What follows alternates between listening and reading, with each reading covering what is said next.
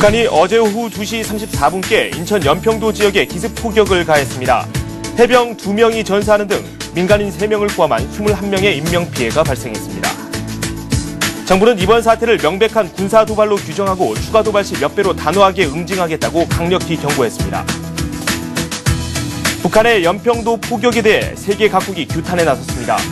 미국은 이번 공격을 강력하게 규탄하며 북한의 호전적인 행위를 중단하고 정전협정의 완전한 준수를 촉구한다고 밝혔습니다. 북한의 도발로 투자 심리가 위축되면서 미국과 유럽 증시가 큰 폭으로 하락했습니다. 유가는 하락하고 금값과 달러화 가치는 큰 폭으로 올랐습니다. 여러분 안녕하십니까. 굿모닝 센증시의 김종우선입니다. 어제 오후 2시 34분께 인천 연평도 지역에 대규모 포격이 이어졌습니다. 이 북한의 소행으로 확실히 밝혀졌고요. 이에 따른 피해도 속속 밝혀지고 있습니다.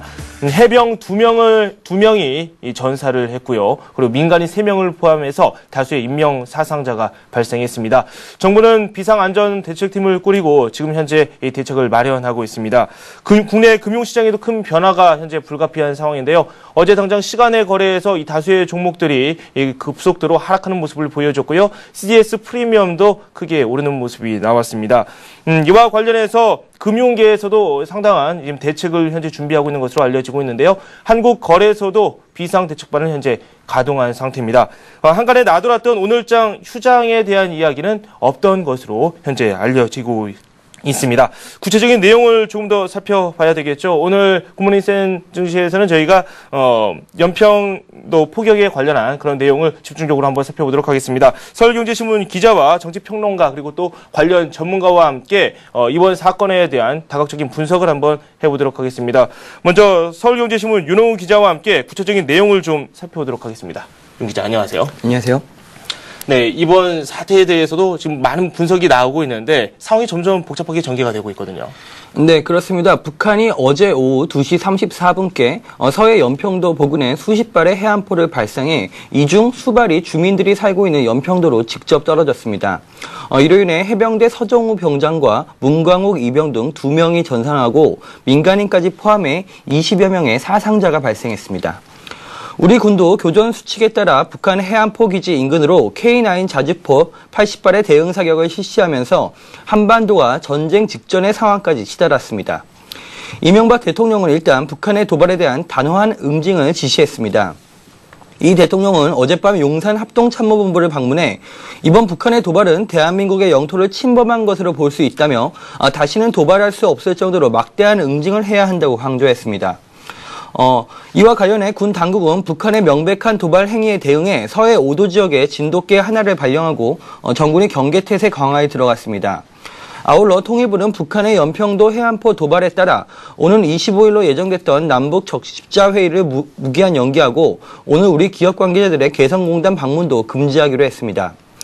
북한의 연평도 포격 소식에 기획재정부와 금융위원회 등 경제부처들도 긴급 대책회의를 갖고 24시간 비상체제에 들어갔습니다. 정부는 이번 사태의 파장이 예전의 북한 도발과는 심각성이 다르다고 보고 외화 차입 유동성이나 외국인 투자자들의 매매 동향을 살피고 사태의 추이를 심각하게 지켜보고 있습니다. 네, 국내에서는 일단 국지도발 대비태세 최고 단계조 진돗개 하나가 현재 이루어진 상태이고요. 대폭공 격상은 아직까지 논의되고 있지는 않은 상황입니다. 이번 사건 구체적으로 어떻게 진행되고 있는지 그 배경도 한번 살펴보고요. 시간대별 움직임을 한번 알아보도록 하죠. 네, 일단 시간대별 움직임을 한번 보면요. 어제 오전 8시 20분 북측은 연평도 근해에서 연례적으로 이뤄지던 우리군의 해상 사격 훈련 중단을 요청하는 통지문을 발송했습니다. 연평도 근해에서는 우리군의 호국 훈련과 함께 일상적인 포사격 훈련이 실시되고 있었는데요. 매년 10월 말과 11월 초에 연례적으로 실시되던 훈련으로 올해는 G20 회의 일정에 따라 다소 늦춰졌습니다. 오전 10시 우리군은 호국훈련 차원에서 이뤄지는 사격훈련이기 때문에 북한의 통상적인 반발을 묵과하고 훈련을 재개했습니다. 그러나 오후 2시 34분 북한의 개머리와 무도 기지에서 갑작스럽게 포성이 빗발치기 시작했습니다. 이 당시 합동참모본부는 좀 더 사실 확인이 필요하다고 밝혔지만 북측이 발사한 수십 발의 해안포는 오후 2시 55분까지 지속적으로 불을 뿜었습니다. 우리군은 교전 수칙에 따라 10여 분 뒤인 오후 2시 47분 80여 발의 대응 사격으로 맞불을 놨습니다.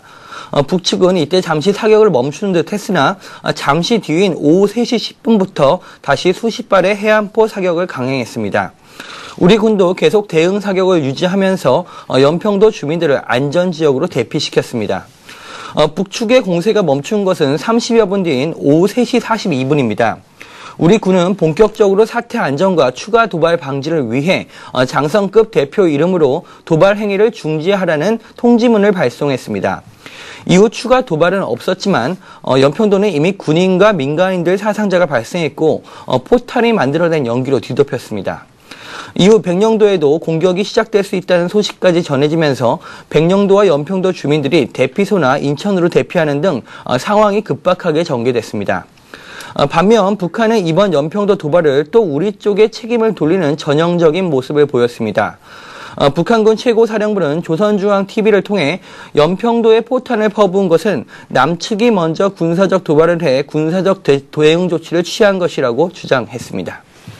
네, 지난 천안함 전국 이후 최근에 우라늄 농축에 관련한 이야기까지 이 북한의 도발이 계속해서 이어지고 있습니다. 이번에는 직접적인 물리적 압력이 가해왔고 우리 측에서도 피해가 발생하고 있는데요. 배경을 한번 더 살펴봐야 될 것 같습니다. 북한의 도발 계속되는 이유가 무엇일까요? 네. 이번 북한의 도발이 상당히 좀 민감한 이유는요. 한반도 정세가 상당히 미묘한 시점에 벌어졌다는 것입니다. 북한은 이달 초 방북한 미국의 과학자들에게 우라늄 농축 시설을 공개하면서 북미 관계를 전환하겠다는 의도를 강하게 밝혔는데요.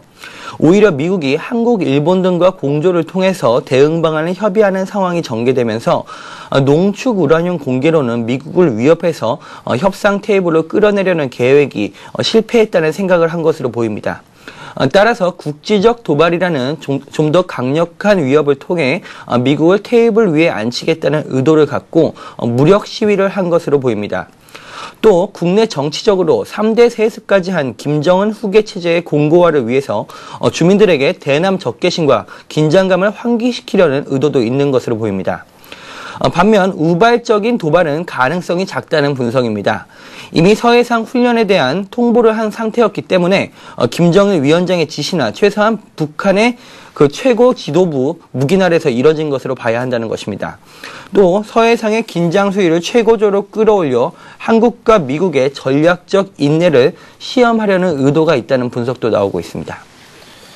네, 북한에 왜 이렇게 우리에 대해서 도발을 하는지 그에 대한 논의도 많이 나오고 있는데 일단은 북한의 내부적인 요인도 있지만 이 외부적인 요인도 분명히 있다. 이렇게 설명을 좀 해주셨습니다. 그렇다면 북한이 뭔가 얻기 위해서 이렇게 계속해서 도발을 하고 있는데 그 얻고자 하는 게 잘 뜻대로 되지 않는다면 추가적인 도발도 가능한 상황 아니겠습니까? 네, 그렇습니다. 일단 북한은 후계 체제의 완성을 위해서 현재 미국과의 대화가 절실한 상태인데요. 이번 도발이 별다른 효과가 없다고 판단이 되면 다음 단계의 도발을 실행에 옮길 가능성이 큽니다. 다만 국지적 도발은 현재 미국과 한국의 감시가 상당히 철저해진 만큼 고농축 우라늄을 축출하고 있다는 사실이나 소형화된 플루토늄을 탑재한 핵탄두를 공개할 가능성이 있다는 게 전문가들의 분석입니다. 네, 이제 국내 경제 상황 쪽으로 시선을 좀 돌려보도록 하겠습니다. 다행히 어제 장 마감 후반부쯤에 이런 소식이 전해지면서 충격이 그다지 크지는 않았습니다. 문제는 오늘이거든요. 당장 코스피 시초가가 상당히 내려간 채로 시작될 것이다. 이런 전망이 나오고 있고 실제로 어제 시간의 거래에서 개별 종목군들의 흐름을 한번 살펴보니까 상당히 낙폭이 컸었거든요. 오늘 장 어떻게 예상됩니까? 네, 그렇습니다. 일단 어제 상황을 좀 정리를 해보면요. 어제 코스피 지수는 전날보다 15.4포인트 떨어진 1928.94로 장을 마쳤습니다. 북한의 악재는 장 마감계에나 반영이 돼 큰 영향을 주지는 못했는데요. 그러나 북한의 연평도 해안포 공격 소식이 전해지면서 코스피 200 지수 선물은 급락했습니다. 이제 어제 12월 말 코스피 200 지수 선물은 248로 마감해 어제보다 6.2포인트, 전날보다 6.2포인트, 2.44% 급락했습니다. 네. 외환시장의 충격은 더 컸습니다. 외환시장은 장 마감 때까지만 해도 원달러 환율이 11원 80전 오른 1137원 50전의 장을 끝냈는데 했는데요. 하지만 연평도 교전 소식이 전해진 뒤 달러 선물 동시 호가부터 급등세를 타기 시작해 역외 차액 결제 선물한 시장에서는 환율이 수직 상승했습니다. 이날 오후 역외 시장에서는 환율이 1,180원까지 치솟았는데요. 교전 소식이 나온 지 불과 40여 분 만에 서울 외환시장의 종가보다 40원 넘게 폭등한 셈입니다. 네. 네. 환율은 이후 교전 직후 벌어졌던 극도의 패닉 상황에서 다소 벗어나 밤이 되면서 조금 진정을 찾기 시작했는데요. 네. 이전까지 북한의 도발이 포사격이 해상에 떨어지거나 북함정의 영해를 침범하는 정도의 시위였는데 이번에는 육지를 직접적으로 타격한 것이기 때문에 앞으로의 경제 상황도 예전과는 좀 다를 수 있다는 분석이 나오고 있습니다. 원화뿐이 아니고 도발 소식이 터진 후 전 세계 글로벌 외환시장도 유동을 쳤는데요. 유로와 엔화 등 메이저 통화는 물론이고 아시아 통화들까지 모두 달러화의 약세를 보이고 있습니다. 이주열 한국은행 부총재도 이날 저녁 긴급 개최한 통화금융대책반 회의에서 파급력을 정확히 파악하기가 어렵다면서 이번 사태의 후폭풍이 쉽사리 가늠하기 어렵다는 점을 토로했습니다. 네. 한국전쟁 이후에 우리나라의 영토를 직접적으로 타격한 일이 없었기 때문에 그만큼 사태의 심각성이 더 커지고 있는 그런 상황입니다. 이 정부의 대응이 상당히 주목이 되는데 정부 각 부처에서도 일제히 비상대책 마련에 나섰습니다. 각 팀이 다 마련됐고 지금 활동에 돌입하고 있는데 구체적인 내용을 좀 알아봐야 될 것 같아요. 네, 정부는 일단 기획재정부, 금융위원회, 지식경제부 등을 중심으로 비상경제 대책팀 가동에 들어갔습니다. 오늘은 경제부처가 참여하는 점검회의를 열어 북도발 이후의 상황 점검과 거시 실물경제에 미치는 영향과 대책을 논의합니다. 임종용 기획재정부 1차관이 총괄대책팀장을 맡고 금융위원회와 지식경제부 등 소관부처 1급이 분야별 팀장을 맡는 비상대책팀이 운영됩니다. 국제금융시장과 국내 금융시장, 수출시장, 원자재 확보, 생필품 가격 안정 등 5개 분야로 구성해 부분별로 파급 효과를 점검하고 대응 방안을 마련할 예정입니다. 증권시장에 충격이 예상되면서 한국거래소도 비상운영체제로 전환됩니다. 한국거래소는 어제 저녁부터 시장운영 비상대책위원회와 비상대책 실무반을 구성해 증권시장 동향을 점검하고 증시 급변동에 대처하기로 했습니다. 또 이번 사태 여파로 단기적인 주가 급등락을 노려 선물이나 옵션 시장에 투기 세력이 개입해 혼란이 일지 않도록 시장 점검 감시 활동을 강화할 계획입니다.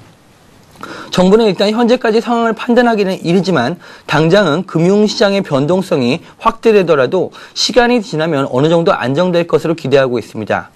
또 국제신용평가사들도 과거 북핵 리스크가 고조된 상황에서도 단기적 상황 변화를 반영하지 않는 것이 일반적이기 때문에 국가 신용동급이 하향 조정되는 일은 없을 것으로 전망하고 있습니다. 네.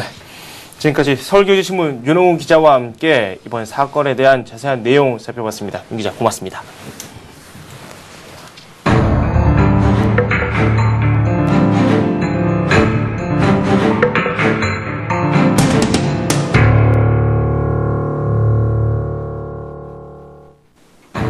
북한의 연평도 지역에 대한 해안포 도발로 한반도를 둘러싼 위기감이 급속도로 고조되고 있습니다.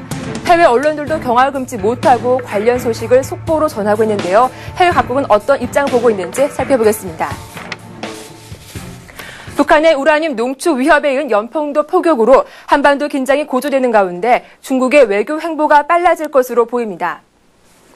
지난 21일 북한이 공개한 영변 원심 분리기 2000여 개 설치에 관한 우라늄 농축 위협 사건에는 느린 대응을 하던 중국이 23일 오후 발생한 북한의 연평도 포격 사건에는 다급성이 느껴지는 발빠른 대응에 나섰는데요.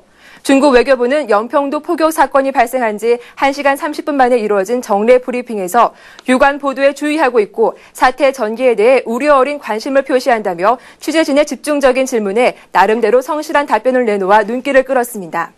베이징의 한 소식통은 중국도 연평도 사건에 대해 상당히 중시하고 대처에 나선 것으로 보인다고 언급했는데요. 가장 주목할 점은 중국 정부가 북한의 우라늄 농축 위협과 연평도 포격 사건의 구체적인 평가를 삼가면서 북핵 육자회담 조기 재개를 촉구한 대목입니다. 육자회담의 틀 안에서 대화와 협상으로 각자의 관심사를 해결하고 지난 2005년에 9.19 공동성명에 명기된 각각의 목표를 실천해야 하며 그렇게 하는 것이 각자의 이익에 부합된다는 것이 중국의 주장인데요. 하지만 북한이 이미 저지른 일련의 두 사건은 북한과 한미일 3국의 극단적인 대립 구도를 심화시킬 것으로 예상돼 중국의 육자회담 재개 노력이 탄력을 받을지는 현재로서는 미지수라는 지적입니다. 한미 양국은 북한의 도발이 현실화된 데 대해 유엔 등을 통한 압박은 물론 대량 상살 무기 확산 방지 구상을 비롯해 국제적인 비확산 체제를 더욱 강화할 태세인데요. 이에 북한이 군사적 위협 강화로 맞서면 앞으로도 한반도의 긴장은 더욱 고조될 것이라는 것이 대체적인 예상입니다. 일본 교도통신은 북한이 휴전협정 이후 처음으로 육상을 공격함으로써 대한민국 정부와 국민이 충격을 받고 있다며 남북 대화가 다시 중단돼 관계가 극도로 긴장될 것이 확실하다고 전했습니다. 이 통신은 우라늄 농축시설 확인에 이은 북한의 이번 포격은 한국전쟁 휴전 상태의 불안정성을 보여줌으로써 미국을 대화에 나서도록 압박하려는 저의가 있는 것으로 보인다고 분석했는데요. 이어 북한은 천안함 침몰 사건과 관련 사죄를 요구하는 이명박 정권에 대한 압력을 강화해 한국 내 북한 친화 세력과 현 정권의 대립 격화를 유도하고 남북관계 주도권을 잡자는 의도도 있는 것으로 보인다고 보도했습니다. 산케이신문은 서울발 기사에서 북한에 의한 군사적 도발과 모험은 예상됐던 것이라며 김정은으로의 후계 체제를 위한 군사적 업적 쌓기의 돌출 행동으로 보인다고 전했는데요. 이어 북한으로서는 선군 사상을 슬로건으로 하는 군사 독재를 공고히 하기 위해 우선 김정은 대장의 군사적 업적과 군사적 위대성을 국민에게 각인시킬 필요가 있기 때문에 이번 사건을 김정은의 군사 작전으로 봐도 좋을 것이라고 단언했습니다. 한편 이 신문은 지난 3월 서해에서 발생한 천안함 침몰 사건도 김정은 후계 체제의 업적 쌓기라는 시각이 일반적이라고 전한 바 있습니다. 영국 공영방송 BBC 역시 23일 북한의 연평도에 대한 해안포 사격을 긴급 뉴스로 보도했습니다. BBC는 한국 국경의 포사격이라는 긴급 기사를 통해 북한이 서해안 경계선을 넘어 해안포를 발사해 남한도 응사했다고 한국 관리의 말을 인용했습니다. 이 방송은 수십 발이 한국의 섬에 떨어졌으며 연기가 피어오르고 있다고 전했는데요. 이로 인해 한국군은 최고 경계 태세에 돌입했으며 긴급 안보대책회의가 지하 벙커에서 열리고 있다고 덧붙였습니다. BBC는 일부 국제 정세 분석가들의 발언을 인용해 가장 무게가 실리는 도발 이후로 김정은으로 이어지는 권력 승계를 꼽았는데요. 지난 천안함 사태에 이어 최근 1년의 북한 움직임이 김정은의 정권 승계를 지지하기 위한 목적을 두고 있는 것으로 분석되고 있습니다. 막다른 골목에 놓인 핵 개발도 주요 원인으로 밝혀지고 있는데요. 육자회담이 북한의 비핵화를 목적으로 하고 있는 가운데 지난주 우라늄 농축시설을 공개한 것도 이 같은 움직임과 궤를 같이 한다는 평가입니다. 특히 BBC는 스티븐 보즈워스 미 국무부 대북정책 특별대표가 북한이 우라늄 농축에 나서는 와중에 육자회담을 재개할 수 없다고 언급한 것과 관련해 이 같은 국제사회 움직임이 북한의 도발을 부추겼을 수 있다고 전했습니다. 그 밖에 남측의 군사훈련과 경제적 지원에 대한 불만을 드러낼 수 있을 것이라는 분석도 제기됐습니다. 지금까지 북한의 연평도 포격 사태에 대한 해외 반응을 살펴봤습니다. 이어지는 관련 속보 역시 신속하고 빠르게 전달해드리겠습니다. 네, 세계 각국의 반응도 한번 살펴봤습니다. 역시 북한의 도발에 대해서 이 큰 충격을 받고 있고요. 북한의 추가적인 도발을 자제해야 된다. 이런 의견을 내놓고 있습니다. 구체적으로 이번에는 서울경제신문 뉴욕 특파원 이학인 기자 연결해서 이 미국 상황 살펴보도록 하겠습니다. 안녕하십니까? 네, 안녕하십니까? 네. 지금 한국은 큰 충격에 빠져 있습니다. 이 미국 역시 이번 북한의 포격으로 큰 충격에 빠져 있다는 소식이 들려오고 있는데요. 구체적인 내용 전해주십시오. 네네. 북한의 연평도 도발 행위를 미국도 심각하게 받아들이고 있습니다. 한국 영토에 대한 직접적인 도발이라는 점과 민간인 피해가 발생했다는 점에서 과거의 미사일 발사나 서해상에서의 도발 행위와는 차원이 다르다는 것입니다. 우선 백악관의 반응입니다. 오바마 대통령의 인디애나주 방문을 수행 중인 버튼 부대변인은 오바마 대통령이 현지 시간으로 23일 새벽 3시 55분께 톰 도닐런 국가안보 보좌관의 전화 보고를 받고 북한의 도발 행위에 경로했다고 전했습니다. 백악관은 이례적으로 새벽에 북한의 도발을 규탄하는声明을 발표했습니다. 국무부와 국방부는 중국을 포함한 주변 동맹국들과 협력을 통한 대응 의지를 밝혔습니다. 반기문 유엔 사무총장도 이번 공격은 한국전이 끝난 이후 가장 심각한 사건 가운데 하나라고 규정하고 북한의 공격을 비난하는 한편 즉각적인 자제를 촉구하는 내용의 성명을 발표했습니다. CNN 등 이곳 언론들도 매시간 주요 뉴스로 관련 소식을 보도하고 있습니다. 이곳에서 가장 큰 관심은 왜 북한이 우라늄 농축 시설 공개에 이어 연평도 도발 행위를 감행했는가에 모아지고 있습니다. 이와 관련 브루스 클링스 전 CIA 한국 담당은 북한이 미국을 협상장으로 끌어내기 위해 이 같은 행위를 저질렀지만 성공하지 못하고 오히려 고립을 심화할 뿐이라고 말했습니다. 또 미국과 북한의 유일한 동맹국인 중국과의 긴장 관계를 높이는 소지가 될 수 있다고 전망했습니다. 네, 금융시장도 출렁였습니다. 국내에서는 어제 크게 움직임이 없었지만 이 미국 증시를 포함해서 유럽 증시까지 큰 폭의 하락세가 나왔고요. 상품 시장도 요동치는 모습을 보여줬습니다. 구체적인 내용 전달해 주십시오. 네.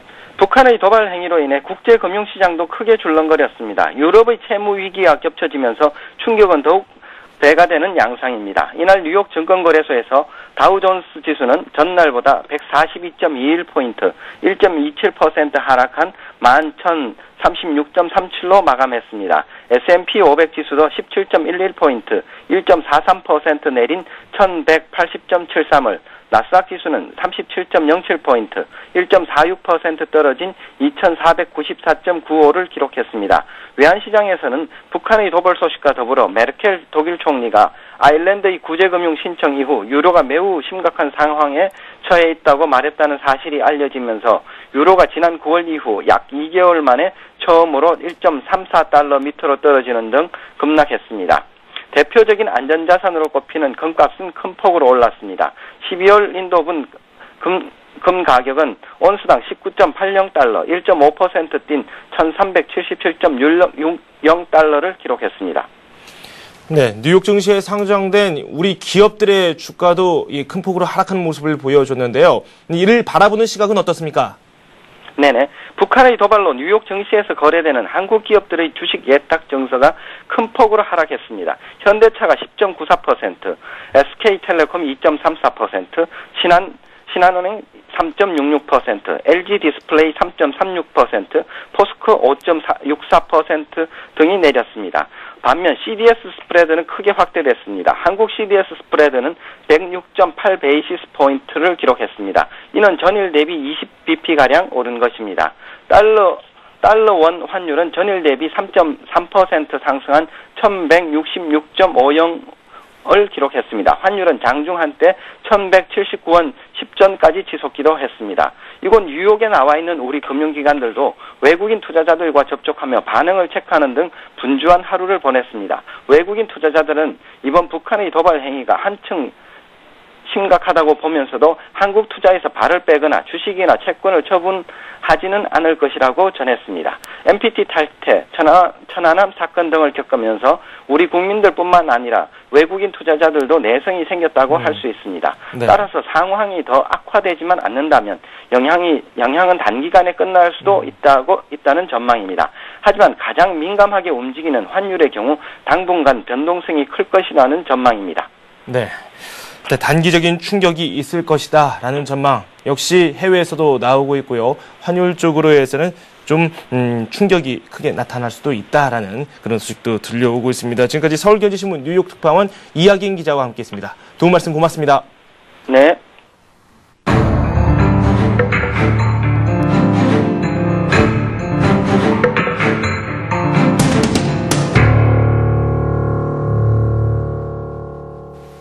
네, 이번 사건이 국내 금융시장에 미치는 영향을 좀 분석을 해보도록 하겠습니다. 증시와 연관지어서 이야기를 좀 나눠보도록 할 텐데요. 교보증권 상암 DMC 지점의 김학현 차장과 함께하도록 하겠습니다.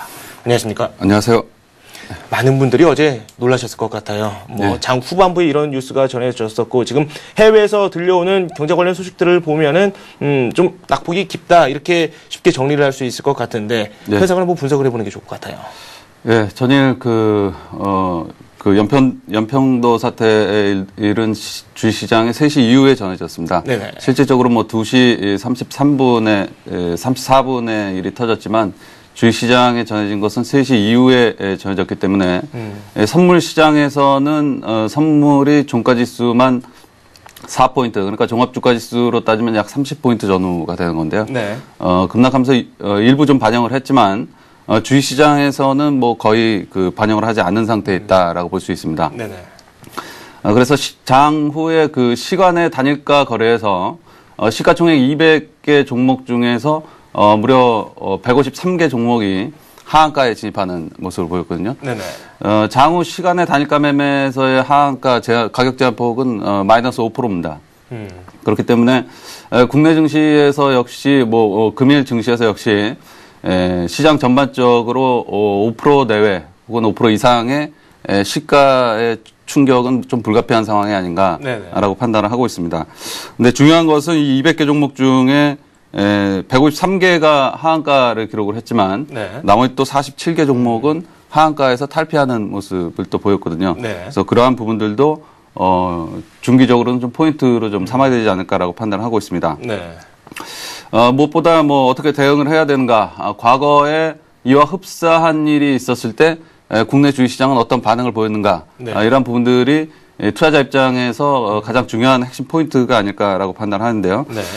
과거에 뭐 이런 흡사한 일을 찾아보면 북한의 미사일 발사라든가 김일성 사망 소식 그리고 때때로 나왔었던 뭐 김정일 사망설 그리고 연평해전 그리고 천안함 사태 바로 직전에 있었던 이제 천안 사태 이럴 때 국내 증시가 어떤 반응을 보였는가라는 부분들을 좀 살펴볼 필요가 있는데요. 네네. 예전 같은 경우는 이 충격이 뭐 상당히 컸었습니다. 불과 한 뭐 7, 8년 전만 하더라도 뭐 이러한 충격들이 상당히 컸었는데, 이러한 것들이 계속된 학습 효과로 해서, 지나고 나서 보니까, 주가가, 뭐 한 보름 정도의 기간을 두고, 혹은 네. 뭐 길면은 뭐 1, 2개월의 기간을 두고, 금방 다 회복하는 경향이 있었거든요. 네. 회복뿐만이 아니라 이거를 통해서 오히려 주가가 이전보다 더 상승하는 모습들도 많이 나타났습니다. 네.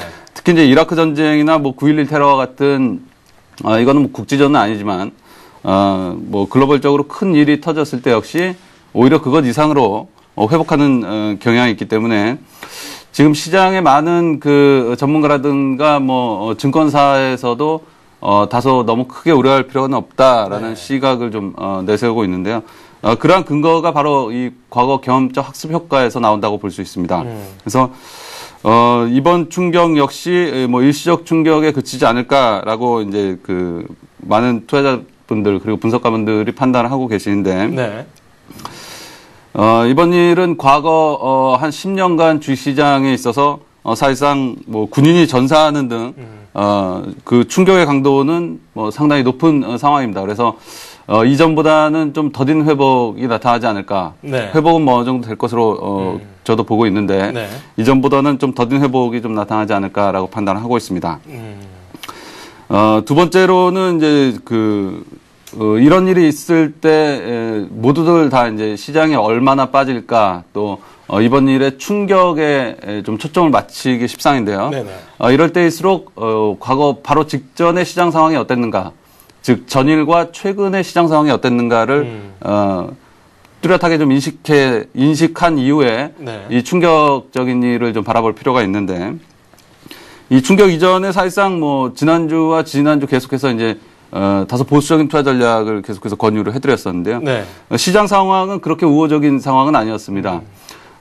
크게는 뭐 도이치 쪽에서 2조를 하루에 매도한 적이 있었었죠. 네. 2조를 매도하면서 시장의 심리가 좀 크게 위축되는 경향들이 좀 있었고, 시장의 주도주인 기아차와 중장기적인 주도주는 이제 기아차, 그리고 단기적인 주도주는 뭐 하나케미칼 이렇게 계속해서 말씀을 드렸었는데, 네. 이러한 종목들의 위치가 좀 흔들리는 모습들이 나타났습니다. 그래서 이러한 종목들이 시장 대비해서 크게 부진하는 모습들을 보였거든요. 전일 같은 경우는 이제 현대차가 3거래일째 음봉을 그리면서도 하락폭은 더 깊어지는 네네. 뭐 이런 모습들까지 나타났었습니다. 그래서 이런 주도주의 위치가 이미 상당 부분 흔들려 있었다는 부분들 역시 그렇게 우호적인 시그널은 아니다. 뭐 대신에 이제 IT 쪽이 급등을 하면서 네. IT 쪽으로 매기가 좀 옮겨가는 게 아니냐, IT 쪽이 향후에 계속해서 유망할 것이 아니냐라는 시각이 좀 팽배해 있었는데 네. 이 IT 쪽의 급등은 사실상 뭐 2011년도 전망에 따른 뭐 리포트들이 상당히 많이 발간이 되면서 네네. 뭐 삼성 SDI라든가 삼성 전기, 뭐 LG 디스플레이 이런 종목들에 대한 뭐 증거사 추천 리포트가 하루에 뭐 3-4개씩 이렇게 나왔거든요. 근데 네. 이러한 리포트들이 이 종목에 초점을 맞춰서 리포트를 작성을 했다기보다는 2011년 전반적으로 전망을 하면서 모든 뭐 대형주들에 대한 리포트를 쓰면서 거기에 이제 함께 나온 거거든요. 그래서 네. 바로 직전의 상황이 IT 쪽으로 매기가 전이가 됐긴 했지만 이러한 부분들은 현재 많이 개선되고 있는 부분들보다 2011년도에 대한 기대감들이 상당 부분 좀 반영이 된 모습이다라고 볼 수 있습니다. 그래서 네네. 이 보다 중요한 주도주라고 볼 수 있는 이 기아차나 하나케미칼의 지위가 상당히 흔들리고 있었다는 부분들, 그리고 도이치방크에서 하루에 2조 원의 자금을 매입한 부분들, 네. 이러한 부분들을 생각을 할 때는 뭐 앞서서 이제 그 경험적 학습 효과를 통해서 어느 정도 많이 회복되지 않을까라는 판단을 많이 전망을 하고 있는데, 네네. 바로 직전의 시장 상황이 앞서 말씀드린 바와 같이 주도주나 뭐 도이치의 그 2조 매도 이런 부분들을 감안을 할 때, 네네. 이 조정이 필요한 시점에서 대형 악재가 터졌다라고 볼 수 있습니다. 그래서 시장 충격은 좀 불가피하지 않을까. 또 많은 전문가들이 뭐 일시적 충격에 그쳐서 얼마 시간이 지나면 좀 회복하지 않을까라고 전망을 하고 있는데, 네. 뭐 개인적으로는 그와 좀 다르게 보고 있고, 과거에 그랬던 패턴, 회복됐던 패턴과는 약간 다르게 네. 뭐 진행될 가능성이 높지 않나라고 판단을 하고 있습니다. 그래서 급락 후에 만약에 변동성이 축소되면서 시장이 어느 정도 회복한다면 지난번에 이 도이치방크의 매도 충격으로 해서 시장이 약 1870포인트대까지 하락을 했었거든요. 네. 그래서 오늘 전일 시간의 거래에서 대부분 종목들이 이 하한가를 대형 종목들이 이 하한가를 기록했었다는 부분들을 감안을 한다면, 네네. 시장은 뭐 5% 이상의 하락은 좀 불가피할 것으로 전망을 하는데, 네. 하락 이후에 이 충격이 좀 진정이 되면, 1차 했었던 그 포인트대인 1870에서 80포인트대까지는 뭐 안정이 좀 가능하지 않을까라는 네. 전망을 전망을 가지고 있긴 합니다. 그래서 구체적인 대응 전략에 대해서도 뭐 말씀을 드려야 될 것 같은데요. 네네. 시장에는 크게 두 가지 리스크가 있습니다. 하나는 체계적 리스크고 하나는 비체계적 리스크인데, 이 비체계적 리스크는 하나의 종목 혹은 하나의 개별 산업의 리스크가 닥쳐오는 것을 얘기를 하거든요. 네. 그래서 이 체계적 리스크가 찾아왔을 때와 비체계적 리스크가 찾아왔을 때 그 대응 전략은 달라야 되는데, 네네. 이 비체계적 리스크는 분명히 주식을 가진 입장에서는 뭐 위협적인 요소임에 틀림이 없습니다. 근데 이 체계적 리스크는 시장이 전체적으로 하락하는 거기 때문에 대응 전략 역시 좀 달라져야 된다라는 판단을 가지고 있는데, 네. 먼저 보수적 투자자의 경우에는 시장 변동성이 축소되면서 시장이 어느 정도 안정될 때까지 좀 매매를 자제해야 되는 상황이 아닌가라고 판단하고 있습니다. 네. 만약에 시장이 오늘 한 100포인트 정도 하락을 해서 만약에 1830포인트 정도에 출발을 한다라고 네. 가정을 하면, 이 보수적 투자자라고 하더라도 혹은 주식을 가지고 있지 않은 투자자들도 뭐 매수하고 싶은 욕구도 생길 수 있겠죠. 네. 근데 시장의 변동성이 축소될 때까지는 시장의 하락폭이 얼마가 됐든지 간에 네. 이 보수적 투자자 입장에서는 매매를 좀 자제하고 시장이 안정될 때까지 좀 시장을 관망하는 게 좀 필요하다라고 판단하고 있습니다. 그래서 바로 직전에 말씀드린 시장이 급락 후 진정되는 포인트, 예상하는 포인트 1870에서 80포인트 정도까지는 좀 시장을 좀 변동성 축소까지는 좀 봐야 되지 않을까라고 판단하고 있고, 네.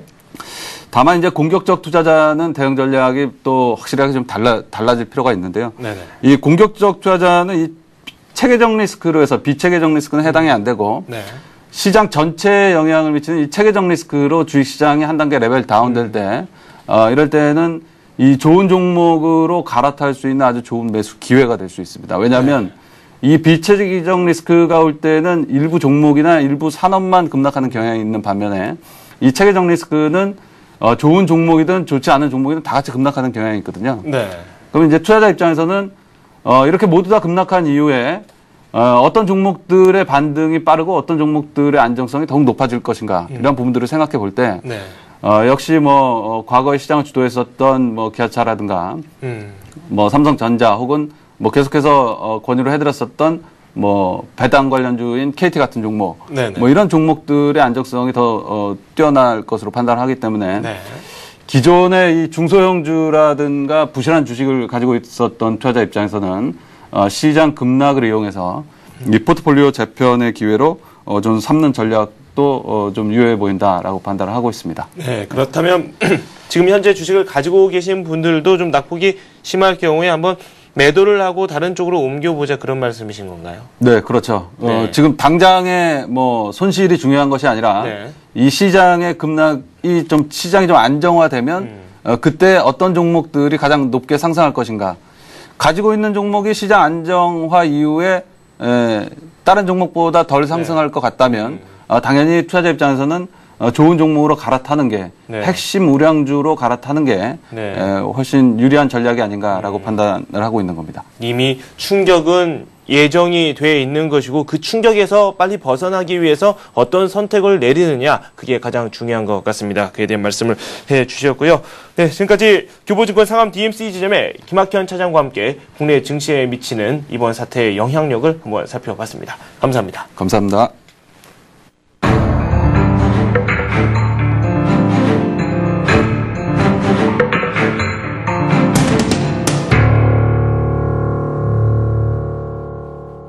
네, 북한의 연평도에 대한 포격 사건과 관련해서 이 북한의 배경 그리고 이번 사건의 의미에 대한 분석을 한번 내려보도록 하겠습니다.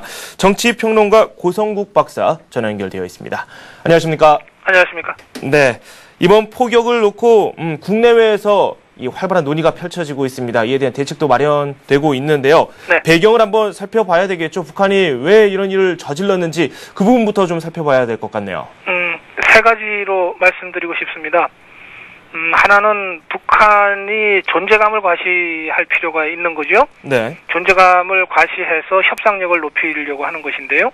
당장 어제 그 사태 이후에 우리 뭐 증시도 타격을 받고 뭐 외환도 큰 타격을 받고 지금 그러고 있지 않습니까? 네네. 과연 오늘 뭐 이 장이 열리면 어느 정도 우리가 충격을 흡수할 능력이 있는지를 이제 조심스럽게 봐야 되겠습니다만, 이렇게 되면 이른바 코리아 리스크 또는 북한 리스크가 이제 시장에서 나타나는 거잖아요. 네네. 이렇게 되면 북한이 마음만 먹으면 아무리 한국, 남한이 뭐 경제 성장 많이 한다 하더라도 우리가 마음만 먹으면 언제든지 이 한국에 타격을 줄 수 있다. 이런 식의 북한의 자기 존재감이 이제 과시가 되는 것이고요. 네. 이것이 앞으로 있을 여러 가지 협상에서 북한의 협상력을 높여줄 것이다. 이것이 북한 지도부가 노리는 첫 번째 이유 같습니다.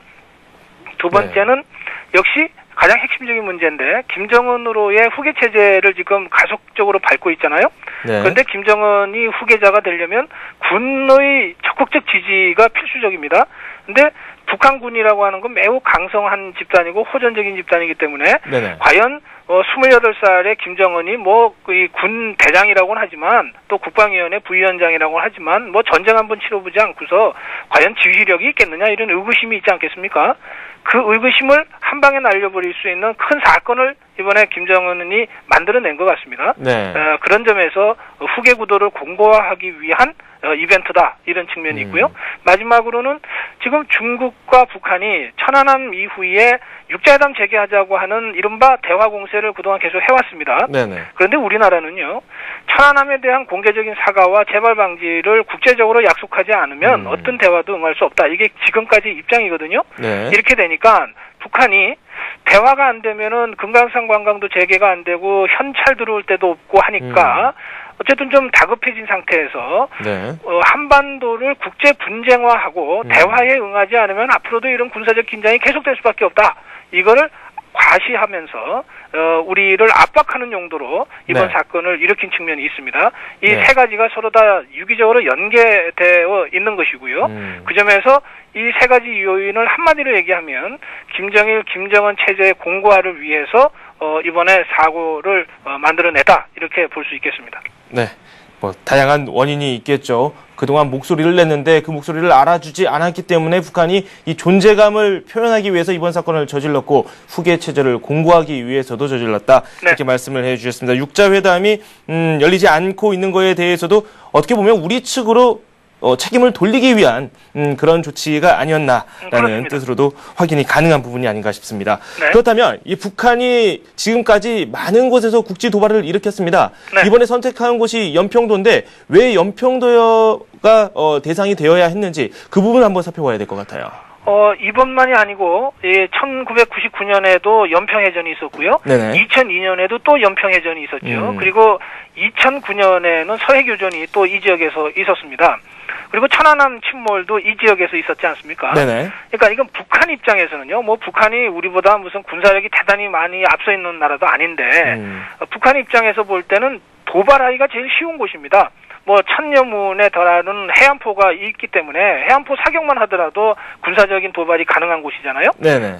그리고 또 어느 정도까지는 자기들의 통제 범위 안에 있는 곳이다. 이런 그 생각도 있는 것이고요. 예컨대 지금 사회상에 우리는 NLL을 군사분계선으로 하고 있지만 네. 북한은 NLL을 인정할 수 없다. 이거 그동안 줄기차게 주장해 왔던 것이거든요. 네. 그런 자기들의 논리의 연장선에서 볼 때도 이 연평도 폭격 같은 것은 자기들 명분이 쓴다. 북한 입장에서 볼 때 이런 것이고 네. 그다음에는 이 지역에 계속해서 군사적인 긴장과 도발이 있었기 때문에 세계 언론이 주목하고 있습니다. 그러니까 어떤 사건을 일으키더라도 충격 효과가 굉장히 큰 곳이죠. 이 지역이. 네네. 그런 점에서 이번에도 또 한 번 이 연평도를 목표로 도발을 했다. 이렇게 볼 수 있겠습니다. 네, 뭐 하나의 이벤트로서 연평 지역을 공략을 했다. 이런 것 같습니다. 그렇습니다. 북한이 이번에 이 연평도에 대해서 포격을 가기 직전에 뭐 네. 특별한 징후가 있었나요? 우선 당장 어제 아침 8시 20분에 우리 군이 지금 그 호구 훈련을 진행하고 있는데요. 네. 이 호구 훈련이 대북한 북침 훈련이다. 당장 중단하라. 이런 식으로 전통문을 보냈습니다. 네. 그랬는데요. 이 호구 훈련은 지금 태안반도 이남에서 지금 실시되고 있기 때문에 북한의 네. 주장은 정말 생트집이지요. 그래서 우리 군은 호구 훈련하고 관계없는 것이고 이번에 하는 훈련은 통상적인 사격 훈련이다. 이래서 그냥 10시부터 예정대로 실시를 했어요. 네. 그러니까 이제 2시 40분에 이제 도발을 한 건데요. 이런 그 징후, 말하자면 도발을 하겠다, 공격하겠다고 하는 징후는 분명히 있었습니다. 근데 이것은 북한 체제의 특징인데요. 북한은 이렇게 위협 전략을 통해서 뭔가를 얻어내지 않습니까? 네. 벼랑끝 전략이라고도 그러고요. 그러니까 위협인지 정말로 이게 위협만으로 끝나는 것인지 아니면 진짜로 행동으로 돌입하겠다는 것인지를 판단하기가 쉽지가 않습니다. 네. 그동안에도 이런 식의 그 도발적인 언동, 그러니까 뭐 훈련 계속하면 우리가 뭐 불바다를 만들겠다, 뭐 온갖 얘기들이 있었잖아요. 네. 근데 거의 대부분의 말들은 다 말로 끝났습니다. 그런데 이번에는 직접 행동으로 연결이 됐거든요. 네. 그래서 그냥 위협으로 하는 소리하고 실제 행동으로 옮기기 직전의 경고와 징후 이것을 구별해내야 되는데 네. 이 구별이 이제 전문가들은 이제 이런 문제에서 좀 어려움을 느끼는 거지요. 그러니까 어제 8시 20분에 공격하겠다고 했던 것도 통상적인 위협이다 이렇게 생각하고 우리가 그냥 강행을 해버린 것이거든요. 네네. 그런 점에서 우리 군과 정보기관의 대처 능력에 혹시 문제는 없었는지 좀 찬찬히 짚어볼 대목이 필요합니다. 네. 그동안 참 많은 도발을 일으켰었고 그 때문에 이 학습 효과 때문에도 대응이 좀 늦지 않았나라는 생각이 들어요. 그렇습니다. 기존에 있었던 이 예전의 그 사태와 비교해 봤을 때 이번 사건 어떤 특징이 있는지 더 살펴보도록 하죠. 굉장히 중요한 차이가 있는데요. 네네. 아까 제가 말씀드린 대로 2차례에 걸친 연평해전이나 서해교전 또 뭐 천안함까지 해도 이건 다 해상에서 일어난 일이잖아요. 네. 그리고 군을 상대로 한 겁니다. 그런데 이번 경우에는 직접 우리 영토를 직접 목표로 한 거 아닙니까? 그리고 민간인을 포함해서 무차별 폭격을 한 거거든요. 물론 뭐 북한의 해안포가 정밀도가 낮기 때문에 우리 군 K9 자주포 부대를 겨냥을 했는데 네. 정밀도가 낮다 보니까 그 주변에 있는 민가까지 폭탄이 떨어졌다. 뭐 이런 해석도 가능하겠습니다만 네. 어쨌든 그 주위에 민간이 있다고 하는 것은 북한이 잘 알고 있음에도 불구하고 공격을 했다면 민가에 폭탄이 떨어져도 상관없다. 이러고 공격을 했다는 뜻이거든요. 그 점에서 우리 영토에 직접 공격을 했고 민간인도 공격 대상에 포함시켜서 공격을 했다고 하는 점에서 지금까지의 군사적 도발과는 여러 가지 점에서 차이가 많이 납니다. 그렇기 때문에 네. 이번 도발에 대해서 대통령이나 정부 또 정치권이 매우 심각하게 생각하고 아주 적극적으로 강경 대처를 할 수밖에 없는 그런 상황이 되는 겁니다. 네. 어쨌든 인명피해가 있었고 우리 국민은 분노하고 있는 그런 상황입니다. 북한의 대남 도발, 이번에 다시 일어났는데 앞으로도 장담 못하죠. 또 어떻게 도발을 할지 저희가 분석을 좀 해봐야 될 것 같아요. 사실은 언제든 그 도발이 가능합니다. 지금 북한이 우리한테 쓸 수 있는 수단이 거의 없습니다. 뭐 북한의 경제력에서는 이미 10배 이상 우리한테 뒤처져 있고요. 국제적으로도 매우 고립적인 상황 아닙니까? 북한은 네. 지금 중국 아니면은 그 다음 날로 무너질 수도 있는 그런 아주 정말 궁지에 몰린 상황입니다. 네. 그런 상황에서 북한이 쓸 수 있는 거의 유일한 무기가 바로 이 군사적인 도발이거든요. 그런데 북한이 이렇게 군사적 도발을 하면 우리 사회가 단순히 군사적으로만 타격을 입는 것이 아니라 경제적으로 사회적으로 엄청난 타격을 입게 된다고 하는 것이 또 이번 사건을 통해서 다시 한번 확인이 된 겁니다. 네. 다행히 우리 국민들이 성숙해서 이 정도의 도발에도 불구하고 뭐 불안해한다거나 뭐 이런 모습을 아직 보여주고 있지 않기 때문에 네. 이것은 북한의 의도를 원천적으로 봉쇄할 수 있는 우리 국민의 높은 수준을 다시 한번 확인했다 이렇게 볼 수도 있지만 네. 그러나 시장의 불안은 역시 또 있는 것이거든요. 그게 현실이기 때문에 북한은 언제든지 자기들이 필요할 때는 이런 군사적 도발과 긴장을 고조시켜서 자기들이 원하는 것을 얻어내는 이른바 벼랑 끝 전략을 쓸 수밖에 없을 겁니다. 네. 그러면 이런 상황을 충분히 고려한 대북 정책이 필요합니다. 우리가 원칙만 가지고 그냥 우리는 이게 옳으니까 이렇게 한다고 해서 그 네. 이후에 발생하는 모든 사태에 대해서 북한이 책임이 있다. 말로는 맞는 얘기지만 네. 그 피해가 결국 우리한테 더 들어온다고 한다면 좀 더 현실적이고 현명한 대책이 필요하다 이런 말씀을 제가 드리고 싶고요. 네. 참고로 우리 정경련이 어제 발표한 내용을 보면 이렇습니다. 단호하게 대처해야 된다. 그리고 이성적으로 대처해야 된다. 그래서 경제에 미치는 파급 효과를 최소화해야 되고 조기에 수습할 것을 기대한다 이랬거든요. 네. 여기에 우리 경제인들의 그 이번 사태를 임하는 단호한 태도와 그러나 그 충격 효과가 최소화됐으면 좋겠다라고 하는 기대가 같이 있는 것이거든요. 네네. 이러한 현실적 요구를 우리 정부가 잘 감안해서 정말 실용적으로 현실적으로 원칙은 지키되 유연하게 대처할 필요가 있지 않는가 그렇게 생각합니다. 네, 단호해야 하지만 냉정할 필요는 없고 이성적으로 잘 생각해서 판단을 내려야 된다. 이런 말씀을 해주셨습니다. 지금까지 정치평론가 고성국 박사와 함께했습니다. 두 말씀 고맙습니다. 고맙습니다. 네. 굿모닝 센증시 저희가 준비한 소식은 여기까지입니다. 여러 가지 일이 있었고 이제 대응책 마련에 나서고 있습니다. 구체적인 내용을 더 살펴보도록 하겠습니다. 저는 출발 센증시에서 돌아와서 국내 금융시장에 대한 이야기도 추가적으로 전해드리겠습니다. 저는 출발 센증시에서 다시 찾아뵙겠습니다.